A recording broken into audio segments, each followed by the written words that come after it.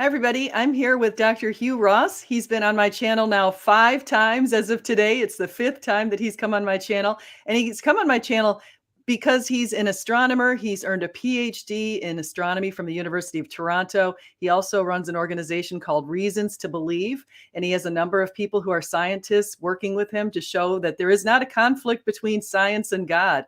So they can go together like peanut butter and jelly. So it's a nice way to do that. So without further ado, we're going to talk today just to let you know about UFOs, residual UFOs, the occult, David Grusch and his testimony to Congress, what they call tic tacs, which are these strange little flying things that people think are UFOs. And also we'll kind of expand on that. He wrote a book a while ago. Where did I just put that book? I just had it, called Lights in the Sky and Little Green Men. I don't think you can see the book because of my green screen, but I've also read other books. Just to mention a few titles, he's read Weathering Climate Change, Navigating Genesis, A Scientist's Journey Through Genesis 1 to 11, The Creator and the Cosmos. I have all of these right in front of me. Why the universe is the way it is, Always Be Ready to Give the Truth, the reasons for your truth, and Improbable Planet. That was the first one that I read. And I read that just before he came to the university campus where I work. And he gave a really good presentation at the University of Tampa a few years ago. And I was able to meet him in person. So he's one of the few people I've had on my channel that I've been able to meet in person. And so that was always a wonderful thing. So without further ado, let me go ahead and ask Dr. Ross to introduce himself. Yes, I'm Hugh Ross. As mentioned, I'm an astrophysicist, did research on quasars and galaxies at Caltech, and I'm the founder of Reasons to Believe.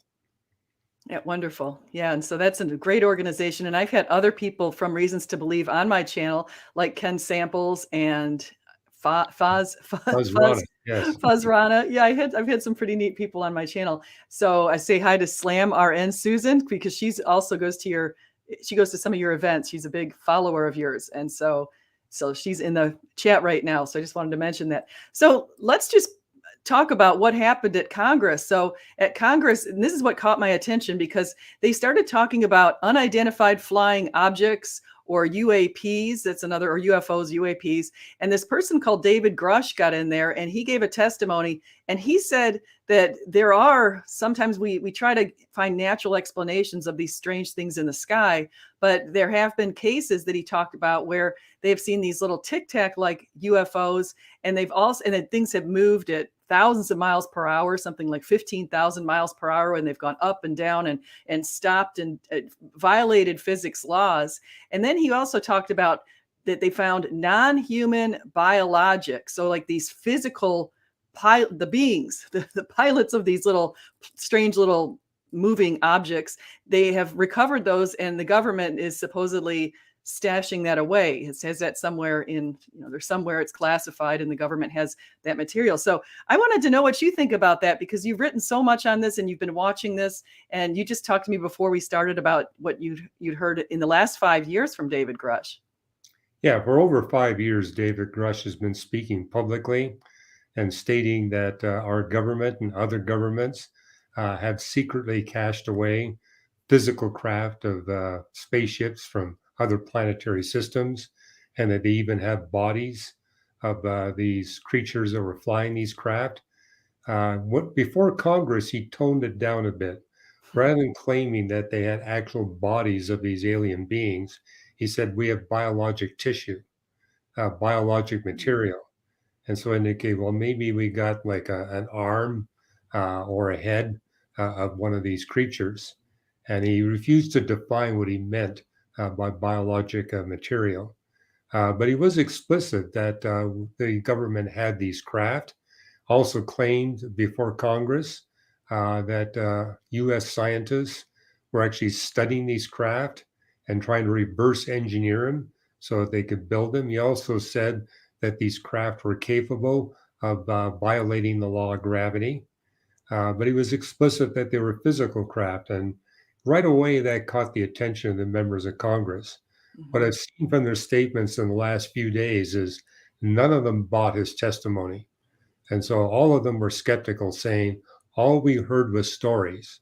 We heard no reference to actual evidence, actual physical evidence, just stories. And the idea that you got physical craft that violate the laws of physics, that's a contradiction. If it's a physical craft, it can't violate the laws of physics or the law of gravity. If you try to claim that it's a non-physical craft, well, then maybe you could make that statement. And I wrote a statement on my Facebook page about the testimony on the day it came out, making the point that I know David Grusch has listened to a lot of government experts on UFOs, and maybe he simply misunderstood what they're saying, because numerous government experts, especially the physicists, have been saying we're dealing with something that's interdimensional. Mm. That was a statement coined by the French astrophysicist Jacques Vallée, who's written the most as a scientist about these UFOs. He says there's no doubt that they're real, but they're not part of our dimensions. They're not part of our physics. They're interdimensional. So, in my attempt to be generous towards David Grusch, maybe that's what he was hearing, and he simply miscommunicated what they were telling him. Worst case scenario, he's an outright liar about what he has seen. So, and the idea that our government has the security capability of covering up several hangars filled with large spacecraft that are physical in nature from the public since 1933, our government security is not up to the task. I mean, what I wrote in Lights in the Sky and Little Green Men is that we had a president who tried to hide a single cassette tape from the public. He had all the power of the executive branch behind him. How long was he able to cover it up? Only 11 days. After 11 days, it got exposed. So certainly, hangars full of a physical craft and a biologic tissue of actual beings flying these craft, it would have come out by now. The fact that it hasn't, and also, no one's been able to produce even a single artifact that you could display in a museum. I mean, I've been to museums where I've seen space rocks recovered by the Apollo astronauts. I've watched people handling them up close, just from inches away. And I've had that experience multiple times. Also, when I go into the scientific literature, I find dozens of research papers talking about the research they've done on lunar rocks. I've done a search for UFO artifacts, not a single paper, nothing. Hmm. So that should give us confidence. But I think the strongest evidence of all is that we can prove that it's impossible to send a physical craft across interstellar space that's any larger than 10 centimeters across. So the fact that David Grusch was talking about much larger spacecraft means that his claims cannot possibly be credible. Have you seen that? That's really interesting because I can see this whole interdimensional. I kind of want to break that down because you say, yes, there are UFOs, but they're not physical. And so, have you seen any of those? I've seen some videos, and I don't know if the videos were doctored or whatever it is, but some videos with these little tic tac. They look like little tic tac candies. These strange little things that fly around. And if they're, how do you think that they might be some other kind of material, non-physical, or do you think that that's just maybe something? Well, What do you think? some of that might be natural. Like if you get a chip of metallic paint peeling off of a jet fighter, that could fly in front of you. If you misidentify the distance of that fleck of metallic paint, you Mhm. might think it's flying at thousands of miles per hour and it's a large craft. The shape of the Tic Tacs fascinates me because, typically in the last couple of decades, these UFOs have been, looking like flying saucers. Mhm. Now they take on a different shape, but those shapes are remarkably similar to what we're seeing in our science fiction movies. I mean, like in Star Wars, they show the craft as these very elongated, cylindrical shaped instruments. And some of the Tic Tacs reminded me of that. And the Hmm. thing I've noticed in my study of these residual UFOs, those that don't have a natural explanation or can be explained as a hoax or secret military activity, is that they keep pace with our technology as understood by lay people. So 100 years ago, these UFOs were appearing as slow-moving dirigibles in the atmosphere. World War II, they were the Foo Fighters flying at the speed of sound. Hmm. Now they appear as a spacecraft that can fly at 15 to 25,000 miles per hour. So they seem to be keeping pace with our technology. And so these tic tacs, I think, it just seems to be an extension of that. What does the lay public know about space technology, and what do they understand? The other thing that fascinates me is that over the past 200 years, these residual UFOs also keep pace with the lay public knowledge of astronomy. And I'm talking about close encounters of the second kind. Hmm. It was the American astrophysicist of the 1960s, Alan Hynek, who came up with this term, encounters of the close kind. Hmm.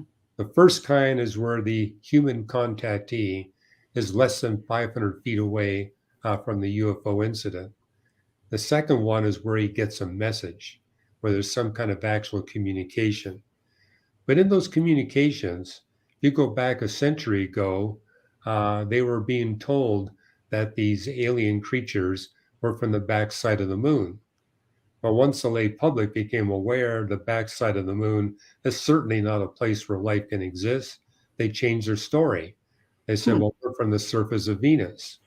Well, once the lay public became aware that it's 800 degrees Fahrenheit on the surface of Venus, they said, well, we're from Mars. Well, now that the public's aware that Earth is the only body in the solar system that's a possible candidate, they're now saying we're from a distant planetary system. Hmm. So the fact that they keep changing their story and the fact that they keep changing the way they represent their technology, these to me are signs that whatever's behind these residual UFOs has a motive to deceive the public. That makes sense. And now, is it possible? And I know from reading your book, is it first place? Do you think it's possible that?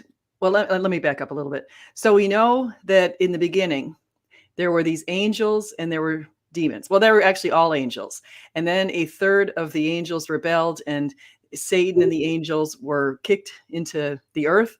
And Jesus said he saw them fall, and the ones that were kicked to the earth rebelled against God, and they turned into what we call demons. And because we know that angels can manifest physically, because we saw that in the book of Daniel with Gabriel and Michael, and also Gabriel talked to Mother Mary, we know that since they can manifest, is it possible that a demon or a fallen angel could manifest in a physical way? Well, it's interesting. When I was at the University of Toronto, I took a brief course from Carl Sagan, and he was extremely dismissive of UFOs. Says it's all nonsense. There's nothing to it whatsoever. Mhm. But as an atheist, his worldview did not tolerate the possible existence of non-physical reality. As a Christian, my worldview does. And when I read the Bible, we see that God has created two distinct species of intelligent life. Mhm. We human beings that are constrained by the physics of the universe and its space-time dimensions. Angels who are not constrained by the physics of the universe or the cosmic space-time dimensions. And he's granted the angels the power to come into our realm and exit our realm and go back to their realm. Mhm. He's not given us humans that power. While we're alive here on Earth, we're constrained by the physics of the universe. Now, Jacques Vallée, he's an agnostic astronomer. And so he agrees with me that we're dealing with a real phenomena, but it says it's not physical, it's interdimensional. But he also agrees that we're dealing with something that seems to have this eerie one-to-one correspondence with what happens in the occult and demonology. Mhm. It's the same manifestations, the same attempt to deceive. And he says we're not dealing with a benevolent phenomena, it's malevolent. They're out to do us harm. Mhm. And so that fits the fallen angels as opposed to the righteous angels. And and some of this close encounters of the second kind, the UFO beings put the human contactee into a trance. And while they're in a trance, they engage in automatic writing. So they're at a keyboard and they're typing away. But what's coming across through that trance is what the alien wants to communicate, not what the human wants to communicate. And Hmm. the most famous example of that is the Urantia book. In some editions, it runs nearly 4,000 pages long. So it's not a small book. But if you read that book, a third of its content is focused on denying the deity of Jesus Christ. Hmm. So that right away, at least from a Christian's perspective, tells you we're Hmm. dealing with something that is deceptive, something that's trying to dissuade us from understanding the truth. And in our nation of United States, there are 4 UFO religions, 4 actual founded religious organizations. Other countries like France and Russia, there are even more. And that to me is another sign too, because the percentage of people seeing UFOs seems directly correlated to the percentage of humans that are actually engaged in the occult and demonology. Hmm. And that's why I tell people our book, Lights in the Sky and Little Green Men, it's a scientifically testable explanation of UFOs.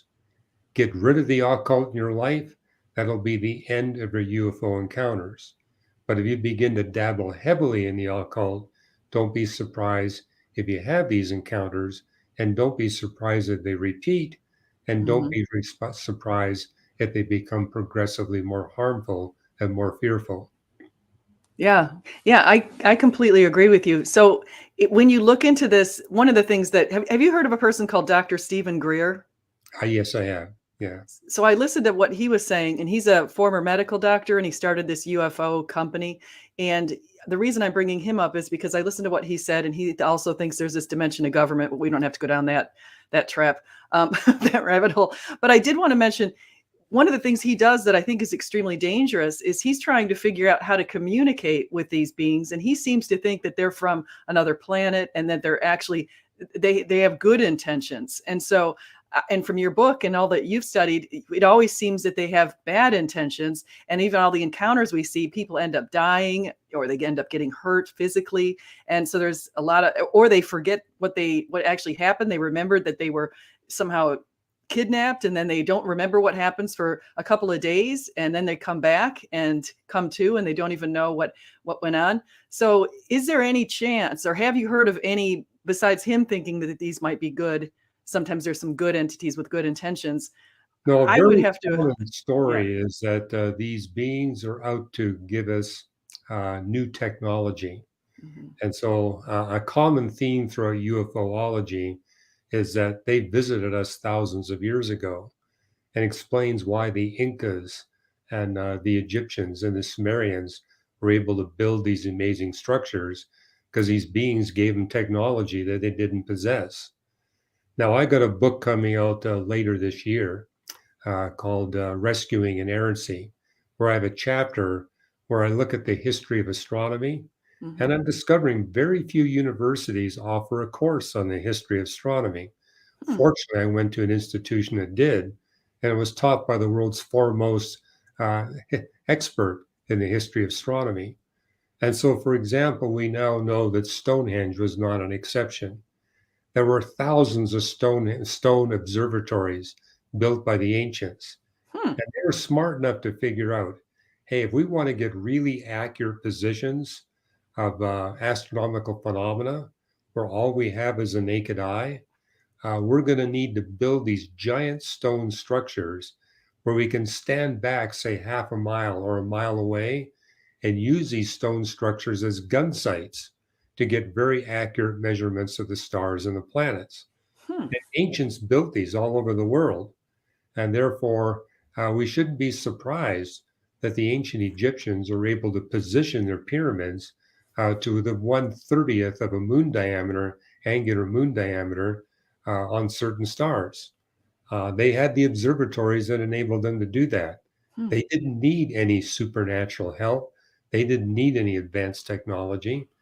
Moreover, they invested a lot more in science than we do today, if you look at it as a percentage of the gross national product. For example, at the height of the Egyptian Empire, they were pouring about 25% of their gross national product into astronomical research. So much so that they were making measurements of variable star periods to 5 places of the decimal. And what clock were they using? Their own heartbeat Hmm. to make that determination. And so we astronomers today actually access these ancient Egyptian astronomical records thousands of years ago. We look at their measurements, compare them with measurements we make today, note the subtle change, and based on that subtle change, we're developing far superior models of the physics of the interiors of stars. We couldn't do that unless the ancients were heavily invested in astronomical research and were highly motivated to pursue scientific research. Hmm. And so they didn't need alien help. They were smart enough to do it all on their own. Do you think it's because you mentioned just a second ago, you mentioned the two sets of pyramids, one's in South America and one's over in Egypt. How do you think that they both happen to do the same thing? How do you think there Well, was some they all had stone observatories. As I said, we know that several thousand of observatories, at least as big, if not bigger, than Stonehenge, were built Mhm. by the ancient peoples. And we know that some of them go back at least 7,000, 8,000 years. Mm. So they had these for a long time. Stonehenge is the most well known of these observatories, but most of them are much larger than Stonehenge. Hmm. So do you think do you think it's possible that maybe some Egyptians at some point were at some point there was communication between these groups or there was some carrying of a message from No, one I place don't to think they another? were communicating with one another at all. The distances were too great, Mhm. but they were just as well motivated to study these things, Hmm. and that they came up with it from scratch. Interesting. Uh, I put this in the chapter of my next book because a number of modern day theologians are claiming that we in the 21st century are much more intellectually advanced than the ancients Mhm. because they buy into this idea that we're evolving and improving. And basically, I document no, we're no smarter than people were 10,000 years ago, and we're no less motivated. The one difference, though, is when you dip back into the human era during the last ice age, there you do see a significant drop in what they were able to achieve. But it's all because they were living at a time of extreme climate instability Mhm. and not much carbon dioxide in the atmosphere. So they were having a hard time just surviving. I mean, with a carbon dioxide level, say at 170 parts per million, you get very little food from photosynthetic crops. Hmm. So they were dealing with challenges we're not facing today. Yeah, and so their whole focus would probably be spend the day trying to find food and not Exactly. thinking about building observatories and that. Yeah, and so I wanted to bring up too another in one of your books, I think it might have been the one on climate change. You have this image that shows how very volatile the climate was, and then all of a sudden, I think what is about 10,000 years ago, it just Yeah, it's straight lines about 9,500 years ago. And that's consistent with the Neolithic revolution when you suddenly see people building cities and roads, specializing and trading products. Mhm, They could do that because now they had a fairly abundant supply of food. And mhm. so they could actually set free members of their population to write literature, to do art, to work on pottery, to develop new technologies. Before that, they just had to scramble to get enough food. Yeah, yeah. That's we watch some of those silly shows sometimes with people who are they put them in some place and they have them scavenge for food, and I think I would never do that. I don't even know these people had to be really rugged people back then too to be able to the scavenging and all the kind of stuff that we take for granted. We just run over to the grocery store and pick up our food, and so it's so much Well, not easier only these do you have to days. scavenge, you got to find some way to store it because Mhm, there's certain months of the year where you have more than you need. Most of the year, you got way less than what you need. mhm. So, yes, what the ancients would do is that during that 1 month where you got lots of wild berries, they would harvest everything they could find. They would dry it out in the sun so they could eat that during the rest of the year. Hmm. Today, we don't worry about that thing. We can buy all the berries we want from Chile during the winter months. And Yeah. so, We're kind of spoiled, actually, I have to right. say. I have to say. So, going back to let's talk about the occult, because I know you've done some research into the occult, and you said, just like you pointed out a little while ago, that it just happens to be when people are practicing the occult. And this involves things like tarot cards and Ouija boards and all that kind of stuff. I've heard from many, many sources that you open up a demon portal when you do that. And so you're like giving them permission to enter into your life and to affect you. And so it's really dangerous from what I understand. And so is it something that, I mean, why do you think that it's on the rise? And I have noticed trends to indicate that it seems like it's on the rise here in the United States and in Western countries these days. And I know that you've had experiences even in Russia. And so I'm wondering if you wanted to chat about that a little bit. Sure. Yeah. What we see in the Bible is that these fallen angels or demons, they need permission in order to come into your life. So if you don't give them permission, they can't touch you. But you give them permission when you begin to seek power over truth. Hmm. And notice that's what the demons promise. Hey, we're going to give you technology. We're going to give you secret insights, secret truth, Hmm. um, or secret power. But you're basically trading truth for power, which is why the Bible emphasizes always put a higher priority on seeking truth than Hmm. gaining power. So people are tempted to make contact because they know this is a way to get these supernatural powers or secret information. Yeah, but what I've noticed is if you go to places where a lot of people are involved in the occult, that's where you see a higher incidence of UFO phenomena. And so, even here in the United States, the two states where you see the highest manifestations of UFOs per capita are Hawaii and Alaska. Really? Also, where you got the greatest number of people per capita involved in the occult. Hmm. If you go to Utah or Montana, the percentage drops. Hmm. And I got to see this personally when I was in the Soviet Union. And during the time of the communist rule over Russia, they were trying to get ahead of the West. And so they would actually sponsor occult physics at their major universities and scientific institutions. And I remember speaking at some of these institutions, where in one case, about a quarter of my audience were demon possessed. And it's because they were Wow. studying this occult physics and getting involved. And when I went back in 1994, when the Soviets were no longer running the show, the percentage had plummeted because no longer were they sponsoring occult physics. And one thing I write in Lights in the Sky and Little Green Men is that these residual UFOs, the ones that can't be naturally explained, or as a hoax or secret military activity, their most frequent occurrence is at 3 a.m. in the morning Yeah. along lonely country roads. Well, who hangs out along lonely country roads at 3 a.m. in the morning? Observational astronomers. That's where our telescopes are. You drive along this lonely country road and you wind up at a telescope and you're outside looking at the heavens Hmm. all hours of the night. And yet, when you survey observational astronomers, you notice a very low incidence of UFO encounters among them. Now, I did see an exception to that. When I was a graduate student, there were two astronomers that would come on our radio telescope, and they would log about 3 to 5 hours of observing time per year, but they consistently reported having an encounter with a UFO when they were on the telescope. Hmm. There were three of us graduate students that were logging more than 1,500 hours per year. We never saw anything at all. But I knew about those two astronomers. I knew that both of them were deep into the occult. Hmm. And so I said, that's the explanation.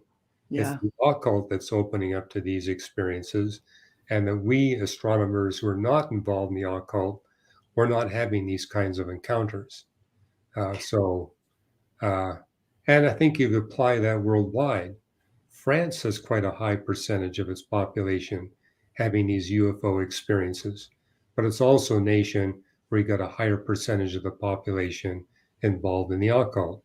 Equatorial Brazil is another hot spot, much more in equatorial Brazil than, say, Sao Paulo, where you got 20 million people.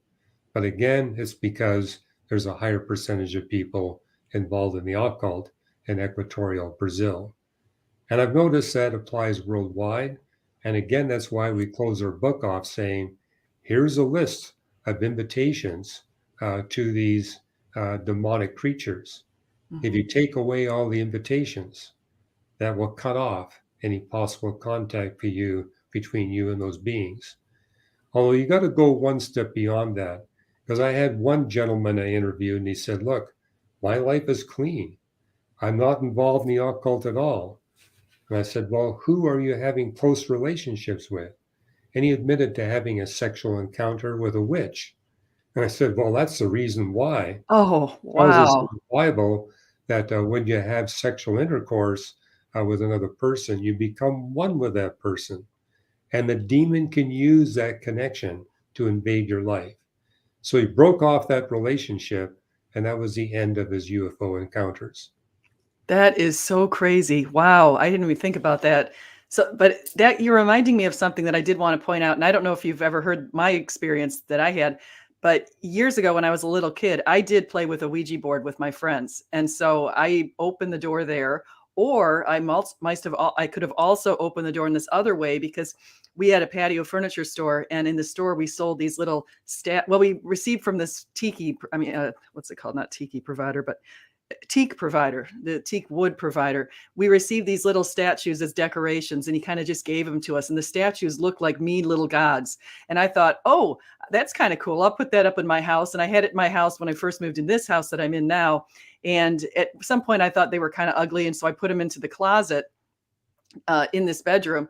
And one night I was sleeping and I saw coming out of this closet a black, smoky spirit that was extremely cold and felt like pure evil. And it tried to strangle me. And so I've noticed that many other people have had similar experiences since then. But I was able to say the Our Father and I said the Hail Mary over and over and over until I could feel it being pulled off me and it went out the window. So I had that strange experience. Didn't say anything, but it was super cold.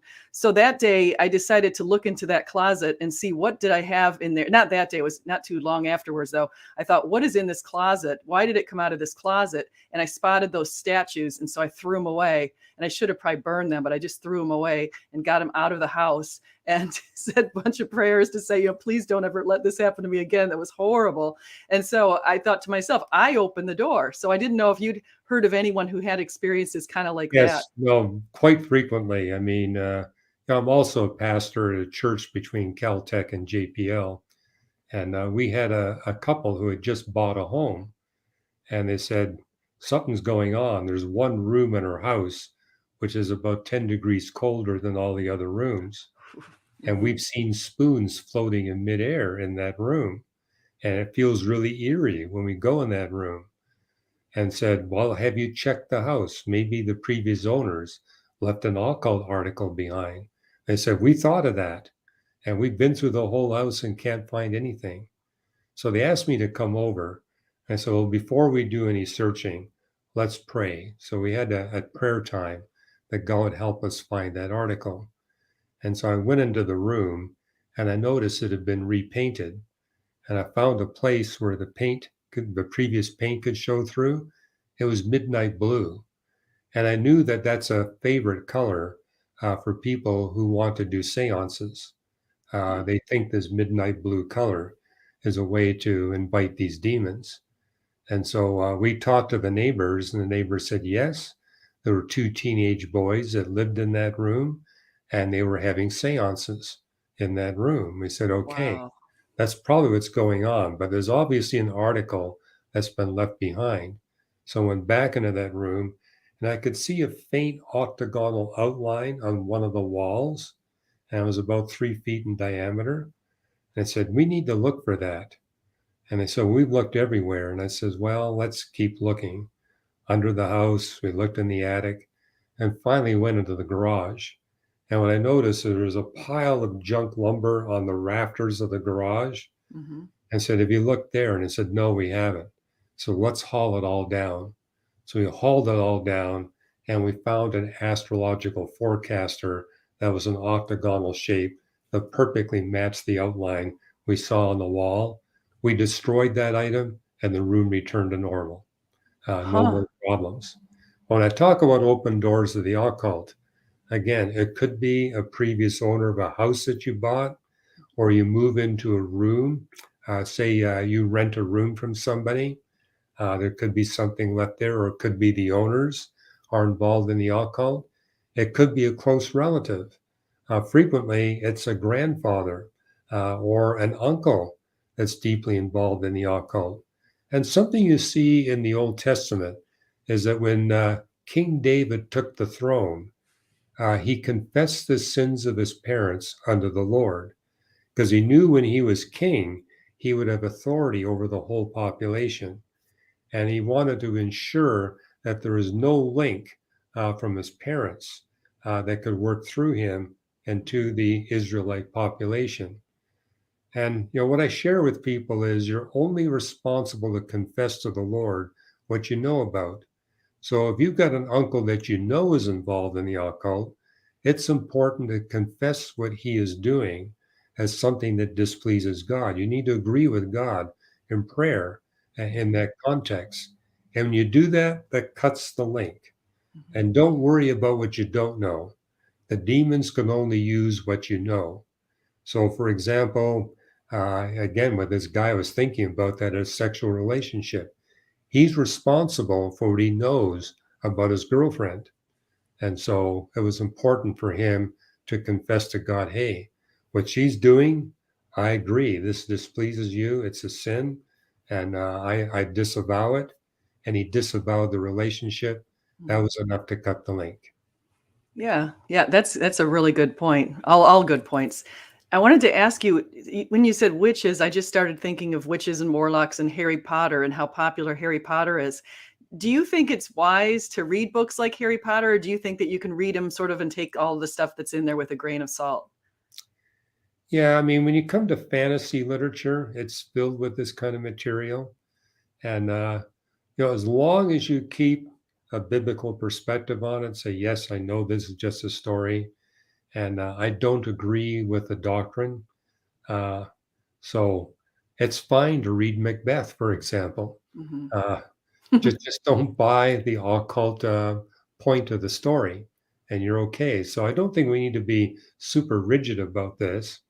But if you begin to say, hey, I want to have that same experience, uh, or you begin to think that the witches at the cauldron really got something going for them, this is when you can fall prey.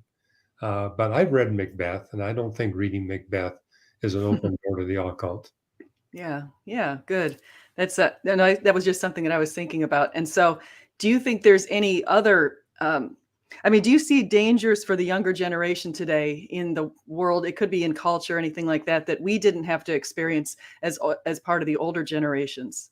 Well, there's a lot of occult video games out there. And Mm-hmm. yeah, especially for younger people, they can begin to think this stuff is real.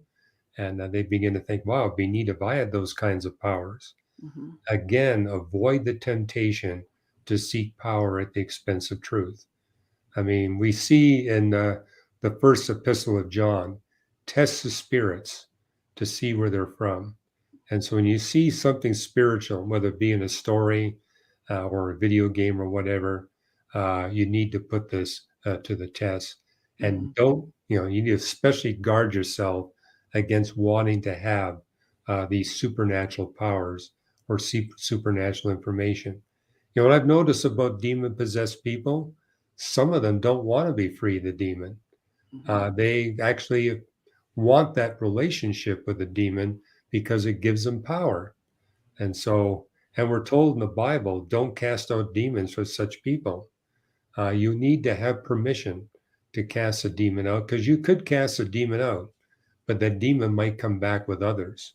Mm-hmm. We see that in the gospel accounts where Jesus warns, hey, a demon can be cast out of a person, but if that person doesn't repent, and that person actually wants the power that demons can provide, don't be surprised if 7 demons come back and inhabit him. And so I've learned that in my own ministry, that when you run into demon-possessed people, only cast out the demons for people who want to be delivered from the demons. That's a great point. I wanted to speak on this demon possession idea here too, because I've been listening to a lot of exorcists. You're going to think I'm crazy with what I listen to, but I listen to these exorcists and I watch the movie Nefarious, and I've heard the exorcist say that movie is just spot on. They say a lot of these other exorcist movies aren't very good, but the way that the actor played the demon in Nefarious was really good. And so it's this idea that people would take the demon in and the demon sort of takes over. And it seems like they have psychic powers, but do you think the psychic powers could be also related to just the fact that they're very good at predicting what we're going to do because they study us and they've been studying humans for thousands of years? And so they might say so-and-so is probably going to do this and make an educated guess because that's the kind of action they'd seen so-and-so doing for the last. Well, that happened in my own family. My father in 1938 got a visit from his dead father, and he thought he was actually communicating with his dead father. Oh, wow. I told my dad after I became a Christian, that's not your father. That's a fallen angel who's appearing like your father. Mm-hmm. And he said, well, he told me everything was going to happen in World War II. I said, well, a lot of people in 1938 knew that a war was coming. Mm-hmm. And so it's not like the demon had all these incredible knowledge.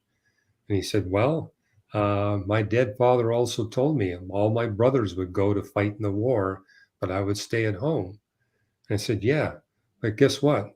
You were the top math student in all of Alberta in the 10th grade. And so there's no way that you were going to be allowed to go overseas and fight. They needed you to design and build hydraulics for Spitfires and American bombers. So my dad didn't fight in World War II.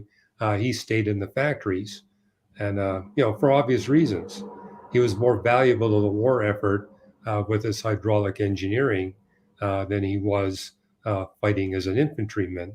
So I said, Dad, I'm not impressed with what this angel told you. It's stuff that would have been obvious to anyone. Also, keep in mind, these angels are aware of things we're not aware of. And so they tell us things they're aware of and we're not aware of. Mm-hmm. So don't be deceived. And he said, well, and I shared that with my dad because he says the one thing that he got from his dead grandfather, the demon that played the role of his dead grandfather, said, if anyone tells you there's any such truth to eternal life, I'm here to tell you there's no such thing as eternal life. And it just shows you the level of deception. Oh, Because I was yeah. sharing with my dad, look, if this really was your dead grandfather, your dead father, my grandfather, then of course there's eternal life. He's appearing to you in person. And so you're listening to a contradiction. But what I notice is my dad didn't really figure it out until he too became a Christian. Mm. And so it just shows you that when you give yourself over to the demonic, it really does impact your ability to think and reason and to employ logic. Mm-hmm.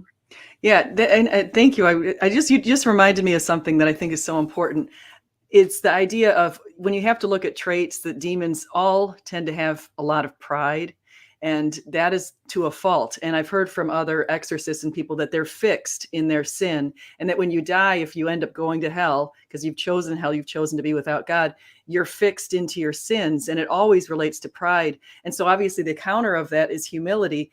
And I know from one of your books, and I've had a similar experience where the only time I heard God's audible voice was when he was correcting me. And I know you had something similar where God was correcting Right. you. And I think he wants us to stay humble. And I think that that's something that demons, from what I understand, they hate humility. Right. Right. They can't stand it. And so do you think that that's an important trait to, if you wanted to try to stay away from that world, is just to try to stay humble and try to stay as kind as you can? And Well, what I share with my unbelieving friends, we all die, but we all get to choose where we're going to spend eternity. mhm. We can choose to spend eternity with God in a humble, loving relationship with him. But we can also choose to go to a place where we got nothing whatsoever to do with God. It's your choice. But yeah, if you get overcome with pride, you're going to take the second choice, not the first choice. Yeah. Yeah, and so where do you think, because I've heard some different writings where saints and other people have speculated that there's actually a location of hell in the center of the earth. Have you ever given any thought like that? And that there's chambers of hell. So the worse you are ends up in the worst chamber, and you get to a little bit better chamber if you weren't terrible, that you just, maybe you were kind and you were donating your time and giving to charities. So you weren't horrible, except for you just refused to worship God. And so maybe you're in a tiny bit of a better chair little area. Have you ever heard anything like that? Yes, and to put a biblical perspective on this, Jesus and other writers about hell spoke of it as being below. Heaven is above, hell is below. But we need to recognize that we're dealing with different dimensions. And so once you invoke a dimension other than length, width, and space, that dimension is going to be above or below. And so I think it's a mistake to think that hell is in the interior of the earth. No, it's in another dimension. Hmm. So, how do I know that for sure? Well, the Bible tells us that when the universe has fulfilled all the purposes for which God has created it, and you mentioned why the universe is the way it is, I described 12 different purposes for why God created the universe. But when all those purposes are fulfilled, God doesn't need the universe anymore. As He spoke it into existence, He will speak it out of existence. But we notice in the Bible, both heaven and hell survive God eradicating the universe, Hmm. which means neither heaven nor hell exists anywhere within our physical universe. They're beyond the universe. Now, your second point is well documented in Revelation 20, where it makes the point that all who reject God, all who want nothing whatsoever to do with God, will be sent to hell, but they'll be restrained. It uses the word torment in the English translation, but the Greek behind that word is one of different levels of restraint. And so it makes the point that those who've committed much rebellion and evil will be restrained to a greater degree than those who've committed less. Hmm. And so, in that context, I would imagine that Adolf Hitler will reside in a far more restrained location of hell than, say, Albert Schweitzer. I Hmm. mean, both rejected the God of the Bible, but Albert Schweitzer was a humanitarian. He did a lot of humanitarian good, and he avoided a lot of evil. And so he'll be in a different location, restrained to a lesser degree.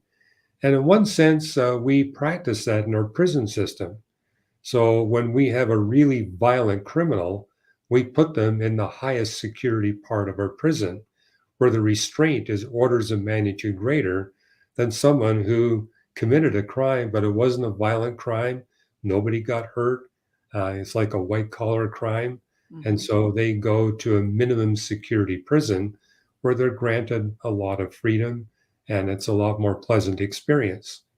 And the whole point is God is motivated to ensure that hell does not become any worse than it needs to be. Hmm. The worst thing about hell is who else is there.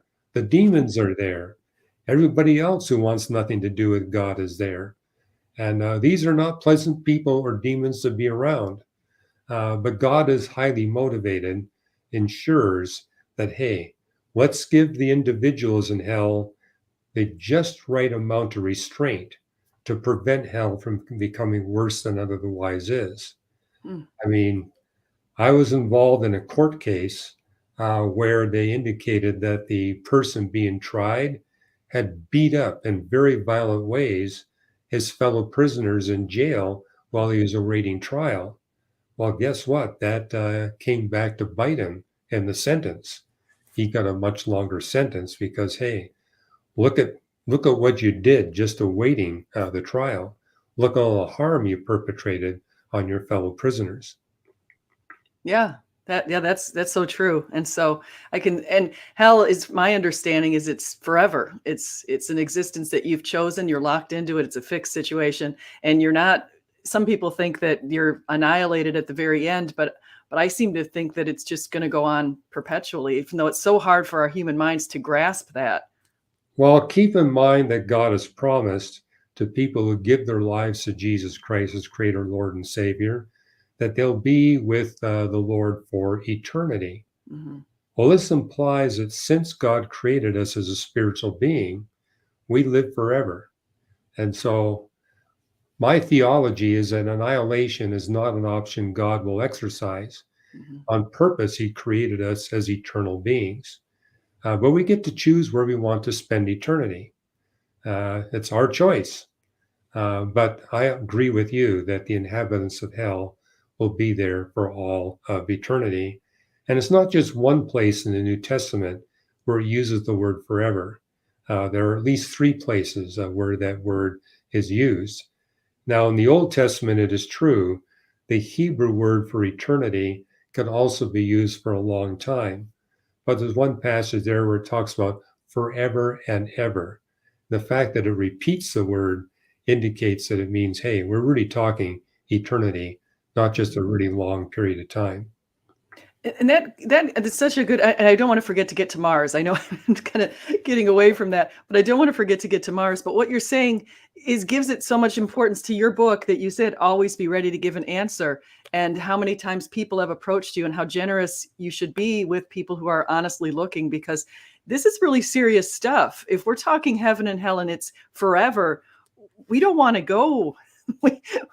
We don't want anyone to go to, I mean, you don't want that to happen. You want the person to choose Jesus, but so many people are resistant because they feel like maybe they had a terrible father and they don't have a good relationship and they can't understand the paternal authority. They don't want to give anyone authority. And so I think it's so good to try to be generous. And so have you ever encountered atheists who've listened to what you've said and have come up to you later and maybe years later and said, you know, you started me on a path and now I found the truth?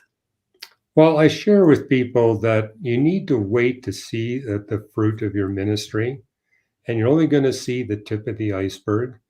But what happens frequently when I've been involved in public speaking, in fact, this happened, I was up in Toronto just a couple of weeks ago, is that 2 individuals came up to me and said, you know, I read your book 28 years ago, and I just want to share with you that reading your book was instrumental in my giving my life to Jesus Christ as Creator, Lord, and Savior. And basically, so I've been wanting to share this with you for a quarter of a century, but this is Wow. my first opportunity. And, you know, I'm older than you are, but I just tell people, look, if you practice this ministry of sharing your faith with gentleness and respect, you will see that tip of the iceberg. But be patient. It'll take a while before that comes back. But yes, I've seen many atheists. In fact, I have a regular stream of atheists that participate in my Sunday class, probably because we're not too far away from the headquarters of the Skeptic Society. I get atheists coming in my class that want to become better atheists. But as they keep coming, I notice they begin to soften, and we've seen many of them come to faith in Jesus Christ. It always takes at least 2 years. And so I tell people in the class, be patient and, you know, give them the good reasons they need, not the reasons you think are good. You need to ask questions.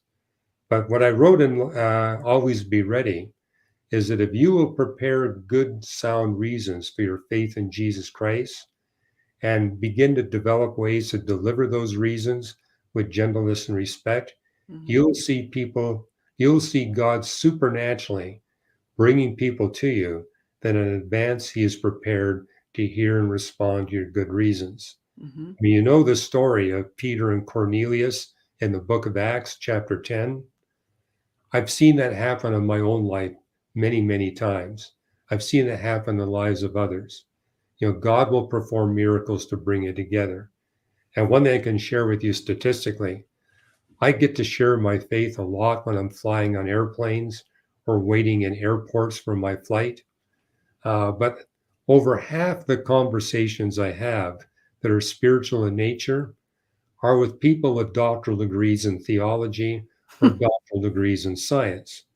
And you and I both know that doesn't make up 50% of the flying US public. Mm-mm. But God knows who I am, He knows who they are, and He brings us together.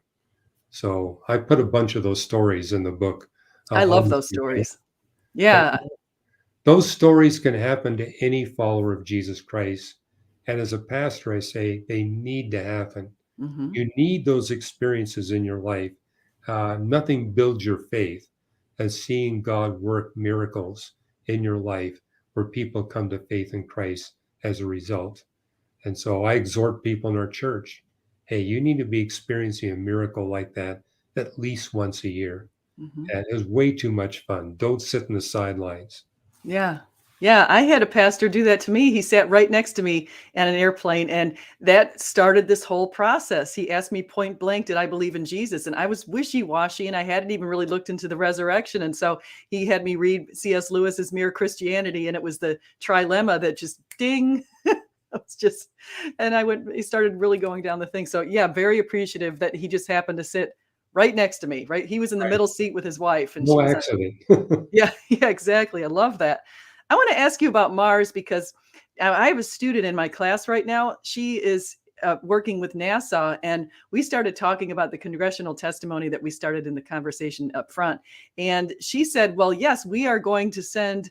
We're definitely going to be going to Mars." And I said, of course, Elon Musk also thinks we're going to Mars, but I feel like there's no way that humans can survive. Isn't it? Won't we just sort of our bodies be destroyed if we try to go near Mars from the atmosphere? Well, they will be unless we're prepared to spend a huge amount of money. I mean, if you're talking about going to Mars, you have to give the inhabitants of the spaceship artificial gravity because and when you get to the moon, the gravity is only 40% of the Earth. Hmm. And the problem is your body will immediately adapt to the lower gravity, but that means you can never leave that lower gravity. You're stuck. And so, for example, when they send astronauts up to the space shuttle, they have them run a treadmill for 4 hours a day where they got bungee cords attached to their body to try to simulate Earth gravity. But even then, you lose 1% of your bone mass per month. And Really? when you return to Earth, that bone mass will not be replaced. It's a permanent loss of bone mass. So it explains why some of the Soviet astronauts, when they returned to Earth, they died because they were not doing those kinds of exercises to Hmm. maintain their bone mass. But when you're going to Mars, you're looking at a 6 month trip minimum to get there. Then you're Hmm. going to be on Mars. And if you want to come back, you're talking a long time, several years. And so on your way to Mars, you better have an artificial gravity system. Right away, you're talking expensive spaceship Hmm. because you need to have a capsule with the humans inside. You're going to need a long rod with a counterweight on it where you rotate the system basically to develop the centrifugal force that will push your feet against the edge of the spaceship.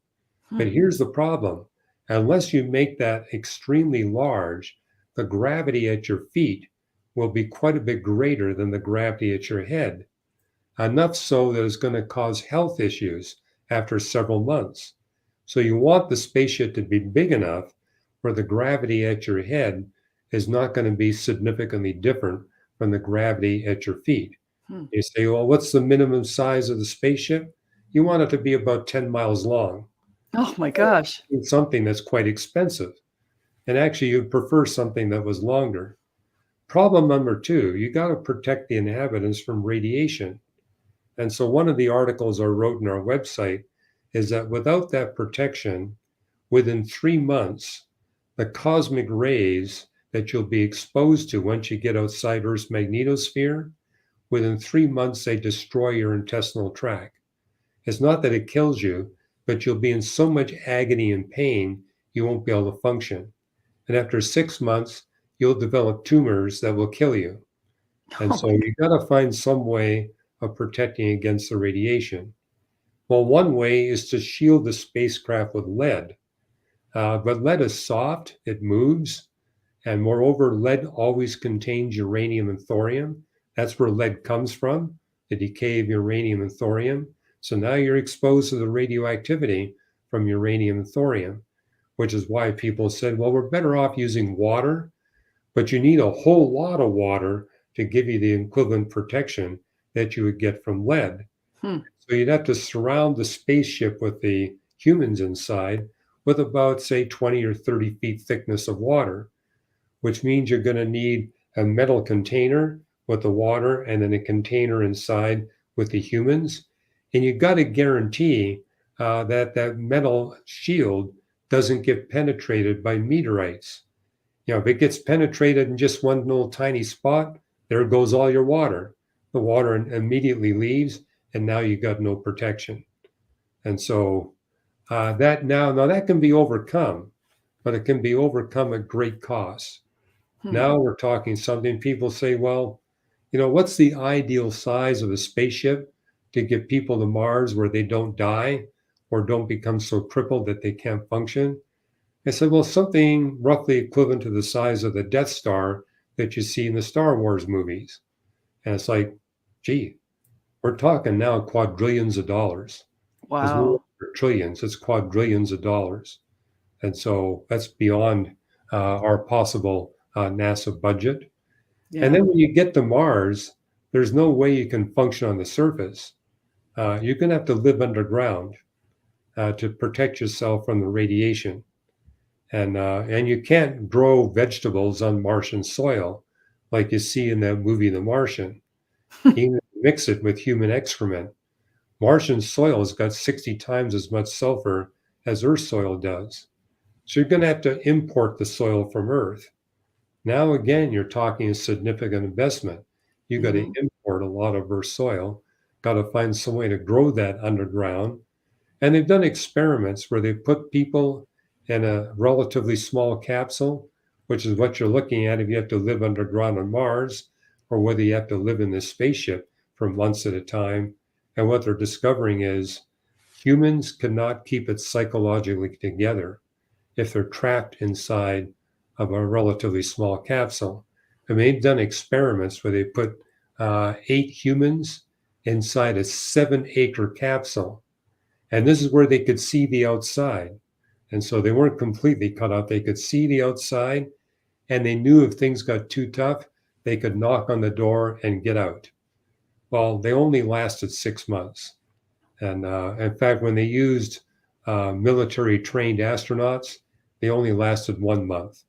The people that lasted the longest were 8 women that didn't know one another and were highly verbal. They were able to last 6 months. But what they're discovering is no human. They need social engagement and they Hmm. need a lot of space to be psychologically healthy. And so that means if you get to Mars, it's not going to work because you got to put these people in a relatively small enclosure deep underground where they never see the sunlight or the stars, and they got to get along with one another. I mean, it's like what happens when you got teenage daughters and they have to share a room as they grow up. Things happen. Uh, they get on each one of other's nerves. Well, that happens even to adults if you force them to live into a small capsule with one another for long periods of time. Hmm. Yeah, no, I would not be able to survive in a I don't even think I could make it 1 month. I think it would be maybe a few days. I would hate that. I would not and especially I think your point also about having to go deep underground. So, it makes a lot of sense. And that gets us to when we're looking at the chances of life here on Earth and human life and complex life as we know it.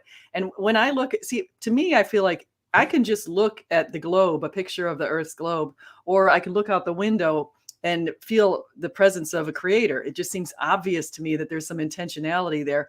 But and one of the other reasons is because I've looked at Mars and I've looked at Venus and all the icky craters and how awful those look. And I think to myself, we're obviously it's in purpose that we're here. And you've looked at other planet systems and you've looked at our solar system. How far away, I mean, is there a possibility of life in another planet? And if so, have you identified any planets that have the kind of conditions or similar conditions to what we have? And if Well, so, as a where is that? caveat, I've been on public record since the early 1980s.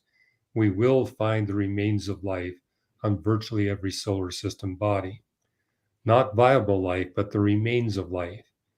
And that's simply because of how densely packed our planet Earth is with microbes. Hmm. And every time a meteorite strikes the Earth of sufficient size, it exports Earth's soil throughout the solar system. And my peers have calculated that on the moon, there's 20,000 kilograms of Earth's soil for every 100 square kilometers. Hmm. And 1 ton contains 100 quadrillion microbes. So it's inevitable we're going to find the remains of Earth microbes on the surface of the moon. We'll find them on Mars too. But when you get to Mars, we're now talking only 200 kilograms for every 100 square kilometers. It's going to be much more challenging to find it on Mars. But that's going to be true of virtually every solar system body. But once you get beyond our solar system, all we've seen so far are conditions that are hostile for the existence of life. We've yet to find a star that's sufficiently like the sun that it could be a candidate to have a planet orbiting it on which advanced life is possible. So I tell my fellow astronomers that are involved in the search for extraterrestrial intelligent life, don't be looking at the planets. Just look at the stars. Stars are much easier to measure and detect. And until you find a stellar candidate, it's a waste of telescope time to look for intelligent signals. Hmm. And for 70 years, my peers have been searching our galaxy and the Andromeda galaxy, trying to find a star that's sufficiently like our star, the sun. They have found many stars that are twins of one another, but they've yet to find an adequate twin of the sun. And what I put in my a recent book, Design to the Core, I show you the luminosity stability of our star, the sun, and compare it with the best star we found that's not the sun. The second best star has a luminosity stability that's 5 times worse than our star, the sun. So it's Hmm. not even close. And incidentally, our sun wasn't always that stable. It's that our Creator put us on planet Earth at exactly the right time in the history of the sun. There's only 100,000 year window in the history of our star, the sun, in which you get that incredible luminosity stability, but Hmm. is what we need for global civilization. Yeah. Yeah, that's great. I want to say thank you to Taking Back Eden and hi to everybody in the chat, Slam RN and Phil and everyone else. So it's good to see you. Thank you for the super chat. He says Earth Anagram for Heart. Thank you for all you do. Yeah, I want to say thank you to Dr. Ross for all he does because he does a tremendous job for the Christian community, just sharing his knowledge and your expertise. I think I have one last question I wanted to ask you, and then I'll ask if you wanted to share what you're working on. But the last question is, I was thinking with Mars, why don't we just try to go to, I mean, we've been to the moon. Would it be possible to set up a space station and just live there? Or do we have some of the same problems that we have in Mars? Well, the good thing about the moon is that you can get people there and get them back within 1 week. Hmm. So short trips would work. The other advantage the moon operates is that you got the magnetosphere around the Earth. So if you time it at the right time, that means the Earth's magnetosphere protects you for about half of your trip to the moon. Hmm. And you can also pick a time when the cosmic radiation and the solar radiation are minimal. So you can pick good times to go there. Hmm. But notice that when we did send men to the moon during the Apollo time, we kept them there for a week or less. And so made sure their exposure was minimal and that we sent them there at the best possible time to ensure that they wouldn't experience too much biological damage. And they also quickly discovered that they need to give them vehicles because the moon's gravity is only 1/16 of ours. If you try walking on the moon, you'll hurt yourself. And so it's one thing to walk a short distance and do that bunny hop maneuver that they do. But if you want to go a significant distance, you better give them some kind of vehicle that they can run around in. And so they figured that out even in the Apollo period. But now they want to actually put a colony in the moon and they're looking at the South Pole because at the South Pole, you've got a crater with very deep walls, which means the comets that fall into that crater don't melt. which means that you're going to have water because comets are 85% frozen water. So Hmm. the plan is to tap into that water. You can split the water up and get hydrogen and oxygen. You can breathe the oxygen and you can use the hydrogen as a fuel to generate energy. And then you got the water that you can drink.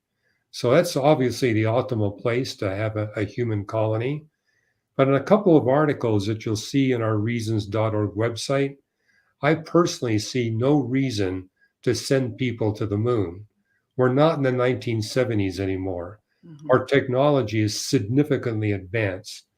We can do everything with machines that we can do with people for far less cost and without any health risks. So, for example, next year, astronomers are going to actually put radio telescopes on the backside of the moon. It's the only place where we can do very low frequency radio observations. And that's going to lead to a breakthrough on discovering the cosmic dawn, what happened in the early part of our universe's history. Hmm. But the backside of the moon is the only place where you can avoid radio interference from the sun and radio interference from our technology here on Earth. But guess what? Those radio telescopes are going to be assembled by robots. No people are going to be involved. It's all going to be done robotically. And just like we built the telescopes in the mountains of Chile using robots, no humans had to go up there. We've got that kind of technology today. Hmm.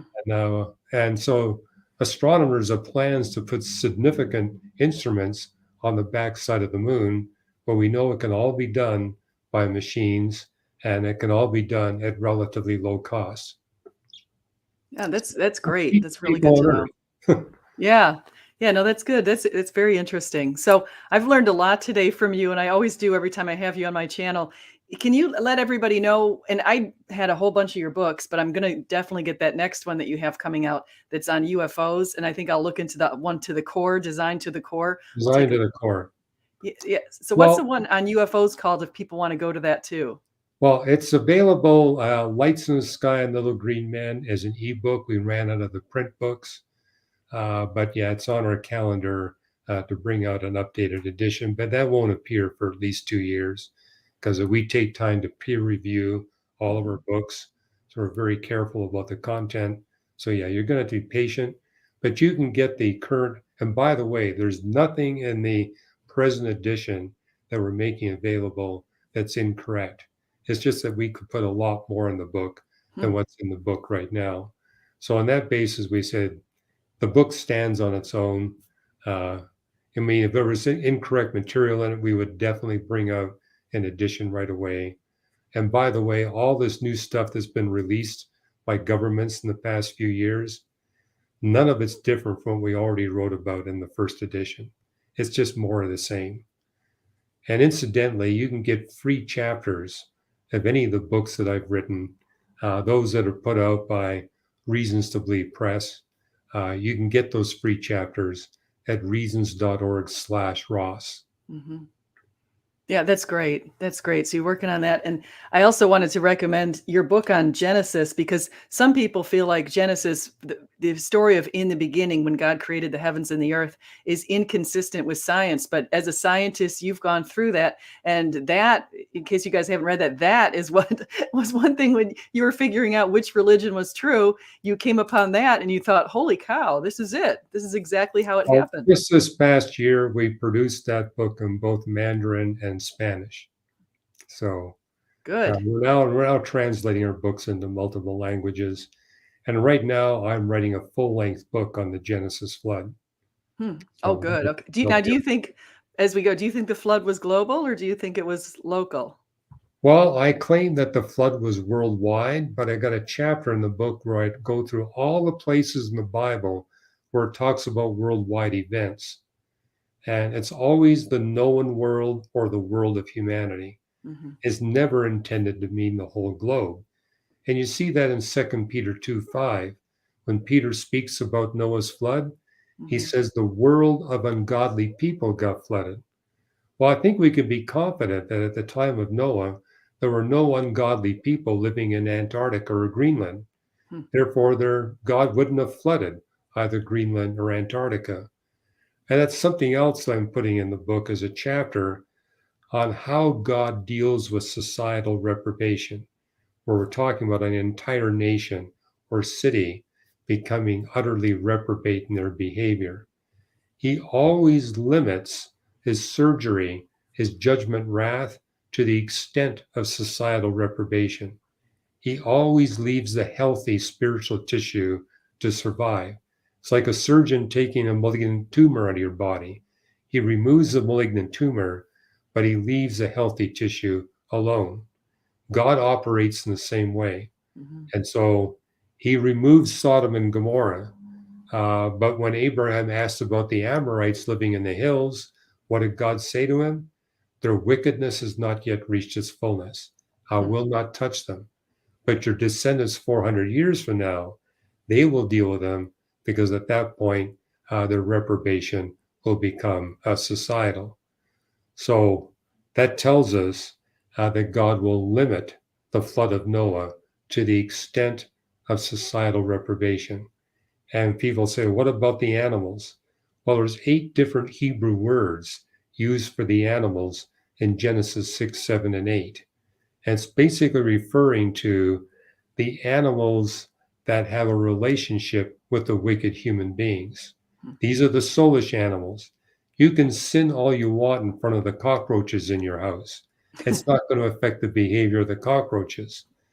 But if you start sinning in front of your dog, it will change the behavior of your dog. I mean, one article I wrote was on the vicious dog syndrome. And what you notice is vicious dogs are owned by vicious humans. The dog is simply trying to please its human owner. And what brings pleasure to the human owner is a dog tearing other animals and humans apart. That's what the dog is going to do, which is why it tells us in the Genesis flood text, it wasn't just the humans, it was their animals as well. But God did not touch the animals that were not damaged by human sin. So in my theology, there's no emperor penguins on board the ark. There's no polar bears on board the ark because those animals would have had no contact with human beings and no possibility that their behavior would be damaged by human sin. Wow, that is so I had never thought of that, and so that's so interesting.